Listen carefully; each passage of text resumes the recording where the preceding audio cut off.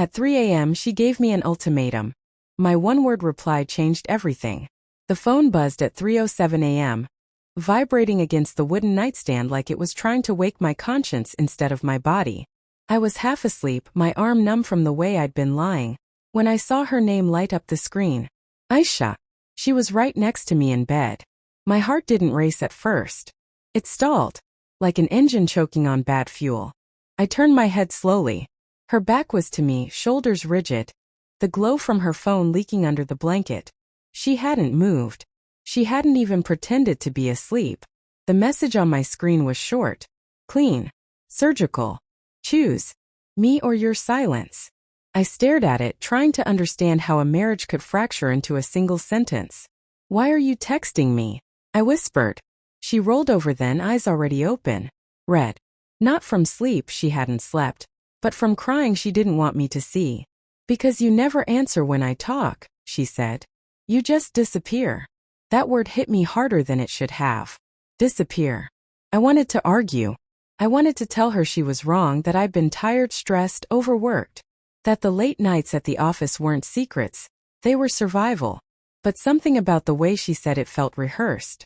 Like she'd been practicing for this moment. And suddenly, the last few months replayed themselves in a different light. The missed calls she explained away as meetings. The way she'd tilt her phone when I walked into the room. The sudden obsession with her appearance. New perfume, new clothes, a gym she'd never had time for before. The laughter she carried into the bathroom, muffled by running water. I had blamed myself first. I always did. Maybe I'm boring now. Maybe I stopped listening. Maybe love just gets quiet. Say something, she demanded, her voice breaking. I can't keep living like this. Living like what? Married? Lonely? Guilty? I sat up, the sheets cold against my legs. What are you asking me to choose? She swallowed. Hard. Between pretending everything is fine and fighting for us. That should have relieved me. Instead, my stomach dropped. Because ultimatums don't come out of nowhere. They come from corners already occupied. The next day while she showered, her phone buzzed again. This time she wasn't there to see it. I didn't plan to look. I swear I didn't. But the name on the lock screen wasn't one I recognized. No contact photo. Just a single letter saved as a name. R. I picked up the phone like it might burn me. The message preview was enough. I hate that you had to ask him. You know I'm ready. Ready for what?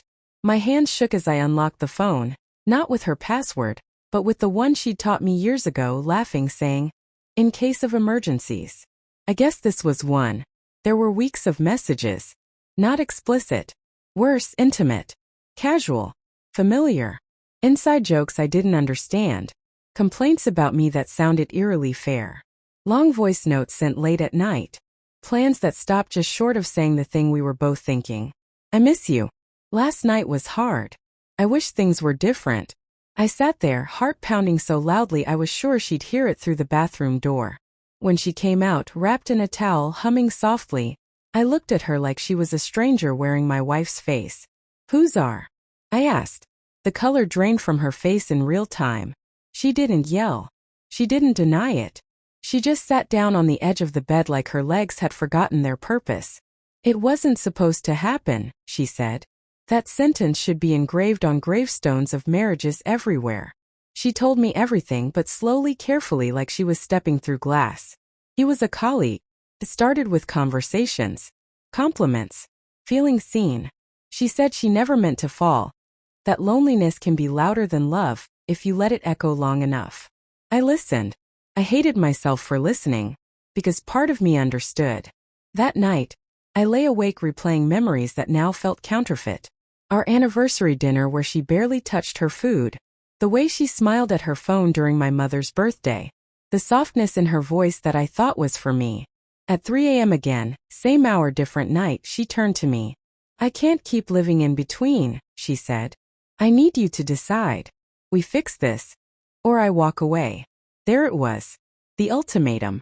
I looked at the ceiling, at the faint crack above the fan we'd never fixed, and realized something terrible and freeing at the same time. She wasn't asking me to choose us. She was asking me to compete. I thought about the man I used to be. The one who begged, who explained, who shrank himself to keep peace. The one who believed love meant endurance. My phone was in my hand again. Her message stared back at me. Choose. My reply was one word. No. She froze. Not anger. Not shock. Just stillness. No, she repeated. No, I said quietly. I won't choose between my dignity and your indecision. Tears streamed down her face. She said she never meant to hurt me. That she was confused. That she loved me. I believed her. And I still walked away. Because love that asks you to accept betrayal as a starting point isn't love. It's negotiation. She moved out 2 weeks later. The apartment felt hollow but honest. Painful but clean. Some nights I still wake at 3 a.m., reaching for a phone that no longer buzzes. Some memories still sting. Some songs still hurt. But when I look in the mirror now, I see a man who chose himself. And for the first time in a long time, the silence doesn't feel like abandonment. Feels like peace.